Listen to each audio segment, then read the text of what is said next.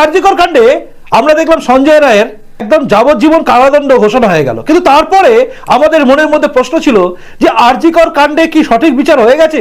এই প্রশ্ন আপনার মনে যেভাবে ছিল আমার মনেও সেভাবে ছিল, কিন্তু আমরা উত্তর খুঁজে পাচ্ছিলাম না। প্রথমবার গতকাল আমি মুখোমুখি হলাম সুপ্রিম কোর্টের লয়ার মিস্টার সুরজিৎ সাহার সঙ্গে।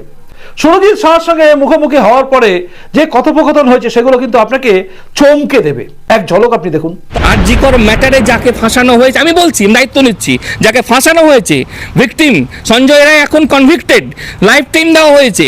আমি বলছি এই জাস্টিস অনির্বাণ দাস, জাস্টিস তো নয়, উনি হচ্ছেন এডিজে 1 শিয়ালদা কোর্ট, অনির্বাণ দাস যে জাজমেন্টটা দিয়েছেন, আমি আপনাকে বলছি this judgement will be withered away and done away with by the either by the Honorable Calcutta High Court or later on by the Supreme Court of India. এই ঝলকটা দেখার পর আপনার মনে হচ্ছে না যে কি আছে বিষয়টা?